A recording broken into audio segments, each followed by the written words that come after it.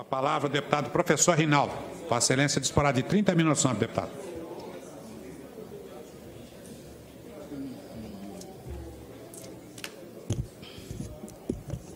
Bom dia, presidente em exercício, deputado Paulo Corrêa, demais colegas, deputados, deputadas, senhores e senhoras que prestigiam essa sessão, a imprensa aqui presente, aqueles que nos acompanham através da rádio e TV Assembleia. Senhor presidente, eu gostaria de falar brevemente sobre dois assuntos hoje. O primeiro deles é registrar com tristeza este feminicídio que aconteceu ontem na Moreninha 3, onde a Gilca, uma jovem de apenas 47 anos, a Gilca Simone Nunes, é o 8º feminicídio em Campo Grande, de acordo com a Delegacia Especializada de Atendimento à Mulher. Ela foi assassinada a facadas pelo ex-marido no final da tarde desta segunda-feira, dia 4, na Vila Moreninha 3, em Campo Grande. A Delegacia Especializada de Atendimento à Mulher irá dar uma coletiva de imprensa sobre o caso na manhã desta terça-feira.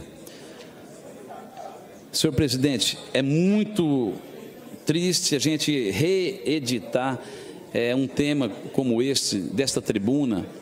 Aqui dificilmente passa uma semana sem um colega, deputado ou deputada, falar sobre essa violência contra a mulher do nosso Estado, em que pese todo o trabalho que o governo tem se empenhado, juntamente com as instituições do nosso Estado, a Defensoria Pública, o Ministério Público, o Tribunal de Justiça, esta casa que de forma muito contundente tem trabalhado na perspectiva de formular leis para ajudar a minimizar, pelo menos, essa triste realidade no nosso Estado. Apesar da Lei Maria da Penha, uma lei importante que tem ajudado a inibir a ação dos seus agressores, mas a gente vê a cada 12 horas, deputado Antônio Vaz, uma mulher perde a sua vida, deputada Lia, simplesmente porque o seu companheiro não admite a hipótese do rompimento do relacionamento. Esta jovem, segundo o que eu ouvi, ela foi desferida por 12 facadas pelo seu companheiro, ex-companheiro, que, segundo a notícia, tem o nome de Daniel. 12 facadas, porque ele não admitia a separação. E hoje eu fui entrevistado pela Rádio Hora, nosso amigo jornalista atuante, Arthur Mário, e ele dizia o que fazer para ajudar a resolver esse problema. E eu disse a ele que nós temos que trabalhar na perspectiva de duas frentes. A primeira delas é permitir que nós tenhamos leis mais rígidas para esse tipo de agressor. E aí, deputado João, Vossa Excelência, que é advogado e um atuante advogado, hoje a nossa lei diz o seguinte, que a pena máxima que você pode receber é de 30 anos. Acontece que nós, no Código Penal, tem lá as atenuantes para a pessoa, deputada Amara, que é réu primário, que tem residência fixa, que tem trabalho. E aí, quantas mulheres não perderam as suas vidas nas chamadas, entre aspas, as saidinhas, aquelas condicionantes que a lei flexibiliza essas pessoas que, lamentavelmente, acabam tirando a vida daquela pessoa que ele prometera amá-la, a apoiá-la, dar todo o apoio, independente da circunstância, até que a morte os separa diante de Deus, diante da família, dos padrinhos, dos amigos, e às vezes por não admitir a separação, infelizmente, é ele que tira a própria vida com as próprias mãos. E eu dizia na entrevista que é preciso que nós aumentemos, sim, a pena, deputado Zeca do PT. Vossa Excelência, que é um defensor árduo da mulher aqui do nosso Estado, é preciso que aquele projeto de lei que tramita lá no Congresso Nacional, que é a PL 1568, de 2019, inclusive de autoria da ex-deputada Rose Modesto, que já passou, já foi aprovado por unanimidade na Câmara Federal e está travado lá no Senado. É preciso, Mara, que a lei que hoje fala de 12 a 15, de 12 anos a 30, ela seja aumentada. E esse projeto que já foi aprovado na Câmara aumenta de 15 para 15, ou seja, 3 anos a mais, com um detalhe importante, sem a sua respectiva progressão da pena. Ou seja, o camarada foi condenado pelo feminicídio, por ter cometido o feminicídio, ele vai ficar até o final da pena que recebera. Isso sim, acredito eu, que poderia ajudar, porque não é possível alguém, diante de tantos exemplos, continua fazendo essa atrocidade. E a outra frente, dizia eu ali ao jornalista Arthur Mário, é preciso que nós investamos de forma muito forte na prevenção, porque a criança, a grande maioria dos meninos são criados por uma mulher, ou pela mãe, pela avó, ou por uma tia ou a madrinha, com raríssimas exceções. Esse menino é criado pelo pai solo, a grande maioria é uma mulher. Como que alguém é criado, tem uma convivência com uma mulher, e ele, quando chega a uma certa altura da vida, ele passa a agredir a sua companheira? E aí tem um fator, na minha avaliação, social, cultural. E é por isso, deputada Mara, que quando nós inserimos na grade curricular como tema transversal noções básicas da Lei Maria da Penha, na rede pública da educação do Mato Grosso do Sul, é justamente com esse objetivo, para que esse tema não venha discutir apenas no dia 8 de março, o Dia Internacional da Mulher, mas que os nossos professores, o corpo docente, tenha a possibilidade de discutir esse assunto e formar na mente desse garoto, cada vez mais precoce, de que é preciso que nós trabalhemos na perspectiva da promoção da paz, da tolerância, do amor ao próximo, para que quando ele crescer e ter a primeira namorada, e diga-se de passagem, geralmente, o primeiro namorado, a primeira namorada, a pessoa conhece, deputado Rafael Tavares, geralmente é na escola, é no convívio ali social escolar. Foi assim comigo, é possível que tenha acontecido com a grande maioria dos que aqui estão presentes. Aí sim, Mara, leis mais rígidas, sem a respectiva saidinha chamada progressão da pena, que precisa passar no Senado, e aqui já faço um desafio a os nossos 3 senadores, as 2 senadoras e o senador Nelsinho, que trabalhem cobrando para que seja pautado no Senado Federal. E ao mesmo tempo, na outra ponta, permitir com que as nossas crianças cada vez mais venham entender que é preciso, mais do que nunca, deputada Mari, já passo a palavra a Vossa Excelência, é preciso mais do que nunca que nós trabalhemos, poxa, estamos no século 21, não cabe mais a discriminação, não cabe mais a violência, em espécie alguma. Parece que estamos andando para trás, as atrocidades. Parece que as pessoas, parece que a pandemia, deputada Mara, não ensinou as pessoas a terem a empatia. E aí eu vejo que não tem como, se não for família sólida, se não for uma educação. E quando eu falo educação, não posso abrir mão de forma, sabe, muito forte da prevenção. E o nosso país, uma das piores coisas que acontece, e isso é cultural, nunca se investiu em prevenção. É por isso que nós temos um país geograficamente continental e temos aí praticamente 100 milhões de pessoas que não têm acesso à água tratada, 30 milhões, segundo a última estatística, não têm acesso à água potável.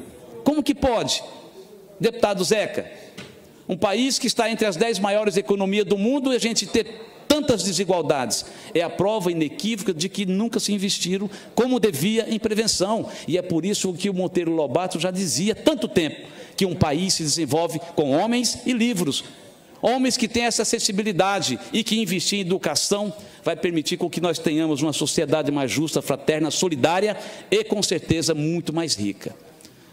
Passo a parte com alegria a Vossa Excelência, que tem sido uma das que mais, juntamente com a deputada Lia e a deputada Gleice, defensoras intransigentes da mulher sul-mato-grossense, e que trabalham cada vez mais para que nós tenhamos um Estado mais fraterno, mais justo, mais solidário e, acima de tudo, mais tolerante. Com a palavra, a deputada Mara. Então, deputado Rinaldo, primeiro quero parabenizá-lo por trazer esse tema e é muito triste, né, a gente ver mais uma vida sendo perdida e perdida para quem realmente deveria amar, quem deveria cuidar, quem deveria dar todo o apoio a esta mulher. E há uns dias atrás nós tivemos aqui uma palestra de uma delegada, que por sinal foi uma delegada que instituiu a primeira delegacia da mulher no Brasil, lá de Piauí, e ela nos trouxe uma abordagem que é a questão da mudança de conceitos, de comportamento, e que a gente não tem dúvida que isso começa lá na base, começa na educação. Começa em mudar aí esse conceito de patriarcado, de machismo, que a gente está enraizado tão forte dentro da nossa sociedade. E a questão de que a gente vê hoje, infelizmente, o homem ainda entendendo que a mulher é um objeto e que é um objeto que tem que ser extremamente controlado por ele. E a gente vive um novo momento de uma sociedade, onde a mulher quer ter os mesmos direitos dos homens, de trabalhar, de estudar, de poder decidir, tomar decisões na sua vida, e isso tem sido muito mal compreendido pelo homem. E a grande maioria, a consequência da mulher tomar decisão, primeiro, de não querer continuar num relacionamento abusivo, né? Tem sido as maiores causas de feminicídio no nosso Estado. Então, não tenha dúvida. Primeiro, a prevenção, a educação. Trabalhar essas crianças, esses jovens, para entender que homens e mulheres têm que ter os mesmos direitos, né? E eu não tenho dúvida que, infelizmente, dentro dessa ótica da repressão, nós temos que mudar, sim, as leis. E temos que trazer nessa rede de proteção, proteções mais efetivas, como agora a gente está nesse processo de trazer para o Estado a tornozeleira eletrônica, que traz para a vítima que tem as medidas protetivas, mas aí a gente tem que dizer, a mulher tem que procurar ajuda, né? Porque para nós termos agora, como tivemos ontem, mais um feminicídio. Imagine o quanto de violência essa mulher viveu nesse decorrer desse relacionamento. Com certeza, começou com xingamentos, com humilhação, com violência psicológica, patrimonial, enfim, para chegar no extremo de perder a sua vida. Então, essa mulher, primeira coisa, tem que procurar ajuda, tem que denunciar. E depois, essa rede de proteção ter a efetividade de realmente proteger esta vítima de violência que tem as medidas protetivas. E quando a gente fala numa tornozeleira, que a vítima vai ter nas mãos um celular e a qualquer aproximação deste agressor, esse celular vai dar o sinal de que esse agressor está se aproximando, eu entendo que isso sim é uma medida que vai evitar a morte de nossas mulheres, né? Mas claro que não é só isso. É exatamente nesse, eu acho que é nesse contexto. Educação, prevenção. Nós temos várias leis aqui nessa casa. Veja aqui a deputada Lia, a deputada Gleice, o quanto a gente tem falado, e todos os deputados aqui têm buscado meios e maneiras, políticas públicas para o enfrentamento da violência contra as mulheres. Mas, infelizmente, mesmo com todas as leis, a gente tem perdido para o crime, quando a gente hoje perde mais uma mulher para quem deveria cuidar dela. Então, parabéns, e esperamos que realmente esta lei, lá no Senado Federal, lá na Câmara Federal, possa ser votada e que aumente, sim, essas penas para o feminicídio. Mas, acima de qualquer coisa, é educação, é mudança de conceito de uma sociedade machista, que ainda entende que a mulher é posse, é um objeto de controle do homem. Isso tem que acabar, isso tem que mudar dentro das nossas famílias. É isso que eu tinha para contribuir. E parabéns mais uma vez, deputado Rinaldo, que eu sei que o senhor também, juntamente com essa casa, juntamente com todas as deputadas, é um grande defensor do enfrentamento da violência contra as nossas mulheres. Deputada Mara, eu agradeço e incorporo o pronunciamento, a parte de Vossa Excelência no meu pronunciamento na íntegra, e dizer, deputada Mara, que o nosso Estado, de forma muito... ele é um exemplo ruim no início, né? Hoje a gente vê uma rede do governo, junto com a Defensoria Pública, o Ministério Público, a Tribunal de Justiça, a doutora Jaqueline, inclusive, recebeu um prêmio na Espanha pelas ações. Ou seja, há uma rede, a Lei Maria, a Casa da Mulher Brasileira, não foi à toa que foi construída aqui, a primeira do Brasil, deputado Pedro Kemp, não foi à toa. E nós aqui ainda temos essa região de fronteira que potencializa ainda mais a questão da violência por conta das drogas, que acabam, infelizmente, deixando muitos maridos, né, que às vezes com a dependência química, tudo isso influencia para a gente ter esse alto índice de feminicídio. Só este ano, para que Vossa Excelência tenha uma ideia, 8 mulheres perderam as suas vidas aqui em Campo Grande. No Estado, 28 casos. É um número... Se fosse uma, deputado Pedro Kemp, já seria demais. 28 mulheres perderam as suas vidas justamente pelo fato do seu companheiro não admitir o rompimento da relação. Isso é uma coisa absurda. E eu espero que esta lei realmente seja aprovada no Senado e que a gente tenha, com certeza, deputado Kemp, por gentileza. Está ligado? Está ligado. Estou ligado aqui no vosso pronunciamento, deputado Rinaldo. Eu considero que a única forma de nós vencermos o machismo que ainda é forte na sociedade brasileira é através da educação. Veja bem, é muito importante que a gente faça campanhas de conscientização, de esclarecimento, né, que hajam políticas públicas para a proteção das mulheres, de prevenção. A Casa da Mulher Brasileira foi uma grande iniciativa, né, do governo federal, que disponibiliza ali vários serviços de apoio às mulheres vítimas da violência doméstica. Mas a causa da violência contra as mulheres, né, e do feminicídio é o machismo, que ainda é forte na sociedade. O homem ainda se acha o dono da mulher, né? Ele acha que ele pode agredir, mandar, assediar a mulher. E eu vejo que a saída é investir na educação. E a educação começando lá nos primeiros anos da criança na escola, que é a educação infantil, né? Depois o ensino fundamental, para mudar a mentalidade, né, dos homens, principalmente, para que haja essa relação de igualdade, de respeito, né? Então, a educação, ela é, para mim, a melhor arma para se combater, para mudar essa cultura machista na sociedade. Amanhã, deputado, dia 6 de dezembro, é comemorado o Dia do Laço Branco, que é um movimento de homens no enfrentamento à violência contra as mulheres. Amanhã, dia 6 de dezembro. Por quê?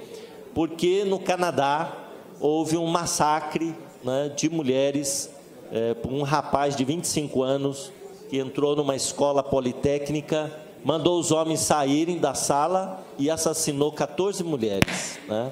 Por causa disso, o dia 6 de dezembro ficou marcado como dia de mobilização dos homens para o enfrentamento à violência contra as mulheres. Então, o pronunciamento de Vossa Excelência é muito pertinente e nós temos que trabalhar essa consciência na sociedade, mas, a meu ver, começando pela escola, nas séries iniciais, nos anos iniciais, né, das crianças mais novas, para que elas já possam internalizar essa ideia do respeito, da convivência fraterna e da igualdade de gênero nessa sociedade ainda tão machista que nós temos hoje. Muito obrigado. Parabéns pelo... Eu agradeço e também insiro no meu pronunciamento a parte de Vossa Excelência e já quero passar a palavra à professora deputada Gleice Jane. Obrigada pela parte, deputado Rinaldo. Acho que esse tema é um tema muito importante para a gente discutir e é importante também a gente compreender o processo das violências, né? As mulheres são vítimas de violência numa sociedade que tem diversas outras violências também. E o deputado Pedro Kemp apresenta aqui para a gente como alternativa a educação, e é fundamental a gente lembrar que, há alguns anos atrás, a gente fazia muitos debates nas escolas sobre a violência de gênero, a violência contra as mulheres, as pautas antirracista. E, nos últimos anos, depois de muito ataque à escola e à forma como a escola trabalha, a gente percebeu que a escola recuou nesse processo de debate e isso influencia também no comportamento da sociedade.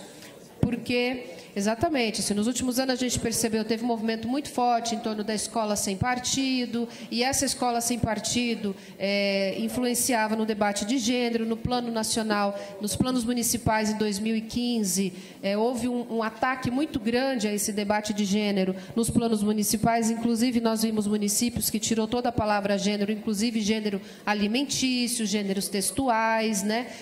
Justamente por não saber o significado disso, mas de tentar interferir no processo da escola, e a gente percebeu que isso também traz reflexo para a sociedade e permite que a sociedade também não compreenda e não faça um debate mais sério sobre o feminicídio. Então, o feminicídio ele é consequência de várias violências que a gente pode prevenir elas, falando sobre elas, debatendo a respeito delas e permitindo, não só permitindo, mas estimulando a escola a fazer esses debates, né? Então, acho que é importante que a gente tenha como uma linha de atuação sempre promover sempre mais a democracia, porque a violência é quando a gente não tem mais o diálogo.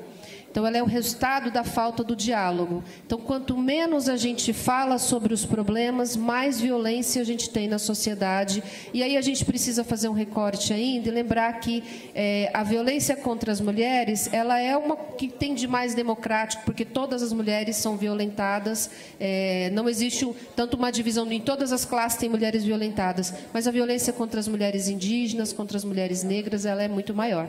Então, ela também está vinculada a todas as outras violências que acontecem na sociedade. Então, parabéns, deputado, por iniciar esse debate, por trazer isso para a gente, e a gente precisa realmente aprofundar os debates e compreender como funciona esse ciclo da violência para a gente combatê-lo a partir dos aparatos do Estado, e os aparatos do Estado também estão incluindo a educação, a saúde e todos os outros segmentos. Obrigada. Eu agradeço também, insiro na íntegra no meu pronunciamento à parte de Vossa Excelência, e só para fazer aqui um recorte, eu lembrei de duas pessoas, deputado Pedro Kemp e deputada Jane. Quando fala, tudo passa pela educação, né? Eu lembrei de Pitágoras, que dizia, há quanto tempo antes de Cristo, lá no berço da civilização, uma frase que acho interessante, que tem a ver com esse tema, que ele dizia, né? Educai as crianças e não puniremos os adultos.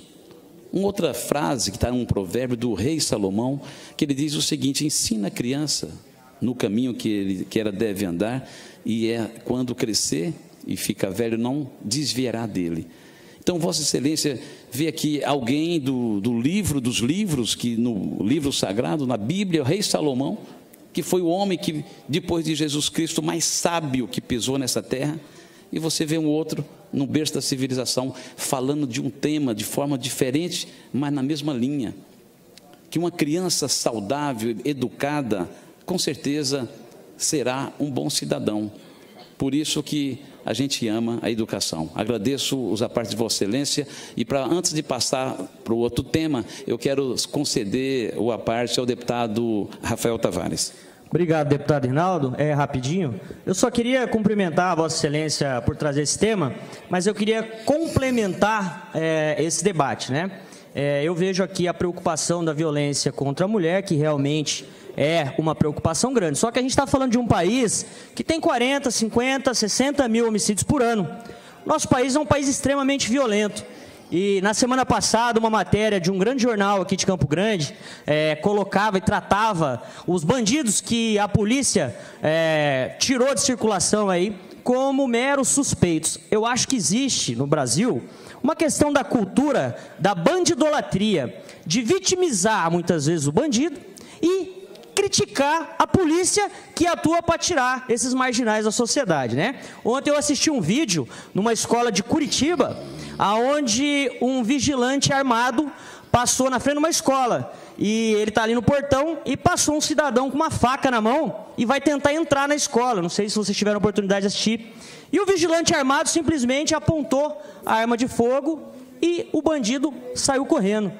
E ali a gente vê que a arma de fogo, muitas vezes, protege a vida de inocentes, né? E eu quero aqui trazer esse debate porque as mulheres que são vítimas de violência, muitas vezes, a gente vive num país armamentista, que as mulheres não têm, muitas vezes, condições de se proteger, de fazer a própria segurança, e nós temos esse problema de homicídios de maneira geral. Não é só a mulher, não é só a indígena que morre, não é só... É geral. Morre pai de família, morre criança, morre polícia e morre de maneira geral. Então, eu acredito que esse debate tem que ser complementado e que o Senado e o Congresso Nacional criem leis mais seguras e mais firmes para tirar qualquer tipo de assassino da sociedade, que mate qualquer tipo de brasileiro. Porque senão a gente começa a segregar demais e aí, na verdade, a gente acaba favorecendo esses criminosos aí. Essa é a minha contribuição. Obrigado, deputado.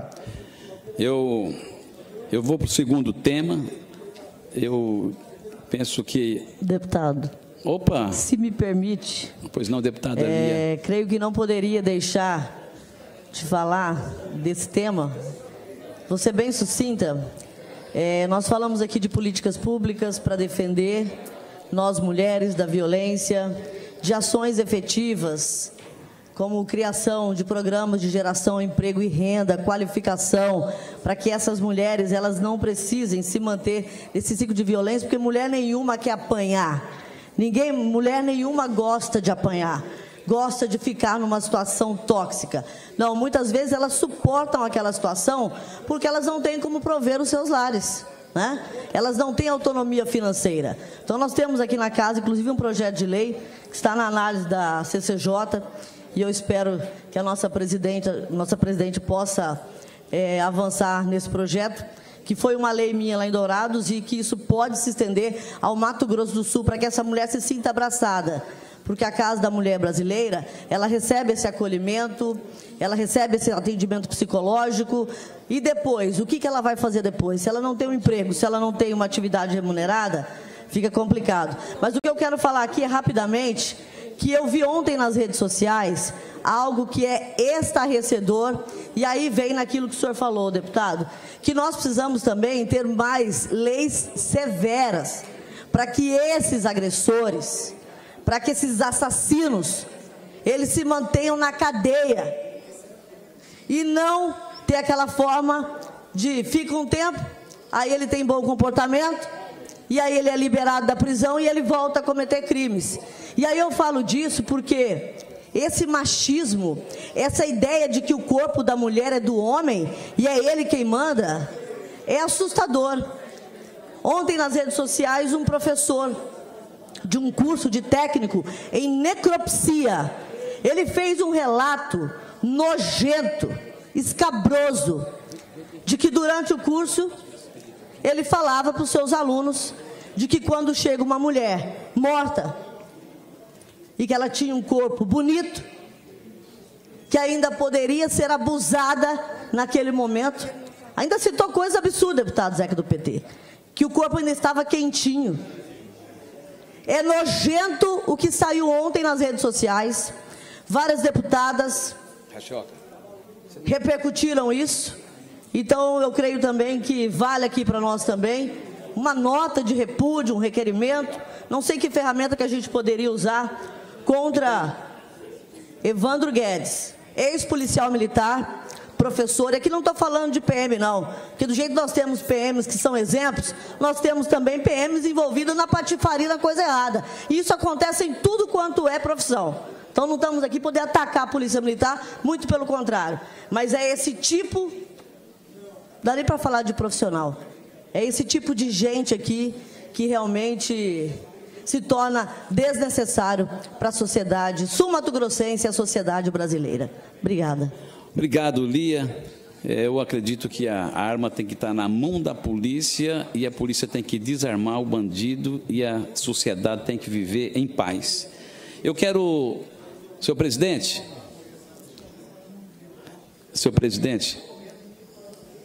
deputado Paulo Correia, eu cheguei no final do meu tempo e o deputado... Meu tempo esgotou, mas o deputado Rachoca já cedeu uma parte para eu concluir meu pronunciamento. O senhor me prometeu que ia falar só em 5 minutos. Pois é, a ideia era essa. Era essa, né? Mas vários colegas... Você estava falando que ia falar 5 minutos no tempo do Roberto Rachoca, é isso? Concedido, deputado, concedido. Obrigado. Concedido. Então, esse é meu pensamento, mas eu agradeço a todos os colegas que se pronunciaram aqui. E eu gostaria, senhor presidente, demais colegas deputados e deputadas, todos os senhores e senhoras que prestigiam aqui a nossa sessão. Agora, 10h30, o partido ao qual eu estou filiado, o Podemos, está passando a presidência, né? Está sendo impostada a presidente do Podemos aqui no Estado, a senadora Soraya Tronic. E eu gostaria, nesse momento, de fazer justiça a uma pessoa que, ao longo desses quase 5 anos, esteve à frente do Podemos, que é o empresário Sérgio Murilo. Esse Podemos, um partido que eu sou filiado e que eu tenho um carinho assim especial pela sua presidente nacional, que é a deputada federal por São Paulo, Renata Abreu, que inclusive está aqui nesse momento no Novo Hotel, empossando a senadora Soraya. Eu não poderia deixar de fazer aqui um registro, deputado Antônio Vaz, pelo trabalho que o Sérgio, ao longo desse tempo, fez. Quem era o Podemos em Mato Grosso do Sul? Um partido que tinha apenas um vereador e dívidas a serem sanadas. O Sérgio Murilo assumiu esse partido com essa situação, saneou. Até hoje, ele tem dado a sua parcela de contribuição, pagando essas dívidas, água, luz, telefone, funcionário, advogado, a sede do partido, inclusive o prédio é particular, é dele, portanto, ele deixa o partido hoje, mas eu não poderia deixar de fazer aqui esse registro e, ao mesmo tempo, agradecer pelo que ele fez. O partido que tinha apenas um vereador, elegeu em 2020, 32 vereadores, 2 prefeitos e vereadores das maiores cidades do nosso estado. Aqui, por exemplo, a bancada do PSDB, a bancada do governo do estado, fez o mesmo número de que o Podemos. Podemos também fez 3.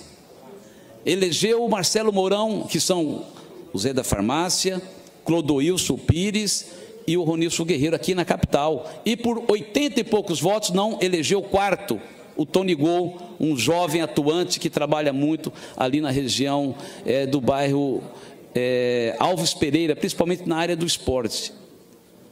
elegeu o Genilson lá em Corumbá, doutor Issan, filho do ex-prefeito de Três Lagoas, o jornalista Marcelo Mourão em Dourados, 3 vereadores lá em Bataguaçu, em Naviraí, 2 vereadores, ou seja, o Podemos fez um bom trabalho na condução do empresário Sérgio Murilo, e deixa mais de 12 mil filiados.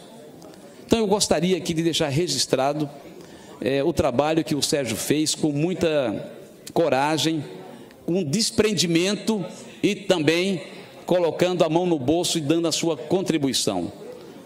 Porque eu sei que às vezes as pessoas falam o que quer, não é verdade, e o que não quer, e não conhece a realidade. E nós sabemos o que é estar à frente de um partido. Nós sabemos. E eu gostaria aqui de deixar registrado o trabalho que o Sérgio fez. Foi um guerreiro, porque qual o partido que cresceu dessa forma no Mato Grosso do Sul? Nenhum. Nesse número, partido que não tinha nada. Tinha dívida, deputado João César. E apenas um vereador. Hoje, 30 e poucos vereadores, 2 prefeitos que foram eleitos, e o Sérgio deu a sua parcela de contribuição. Então, eu quero, nesse momento em que a Soraya Tronic, a senadora de Mato Grosso do Sul, assume, aqui o meu desejo é que ela seja exitosa e que ela faça um bom trabalho. Eu sou uma pessoa que trabalho na perspectiva da paz. Existe uma frase assim, que se possível tenha paz com todos, e eu vou no meu limite. Eu vejo que no Estado democrático de direito que nós vivemos, é preciso que a gente esgote todas as situações. Nunca gostei do confronto, nunca gostei de animosidade. E eu espero que a gente tenha no nosso Estado, deputado Coronel Davi, paz na classe política, paz nas instituições, porque é assim na democracia que a gente trabalha. Como disse aqui a minha colega, a violência acontece quando você esgota todos os argumentos. E eu penso que a gente tem que realmente fazer todo o esforço para que a gente viva bem com todas as pessoas. Desejo muita sorte à futura presidente do Podemos, ao qual estou filiado. Tenho esse compromisso até 2026 e que a gente possa viver dias melhores no Mato Grosso do Sul. Então, ao Sérgio Murilo, ao nosso agradecimento. Sei que você combateu o bom combate. Deputado Rinaldo. Pois não? Acabou o seu tempo. Já estou finalizando, senhor presidente. São apenas 30 segundos. Então, o Sérgio Murilo, que hoje deixa o partido, fez um bom trabalho e deixa um legado. Mais de 30 vereadores das maiores cidades, 2 prefeitos, 12 mil filiados, e deu uma parcela de contribuição. E quando fala que o prédio, a sede do partido é particular dele, não precisa falar mais nada. Então, Sérgio, obrigado por tudo que você fez ao Podemos. É o que tinha, senhor presidente. Muito obrigado.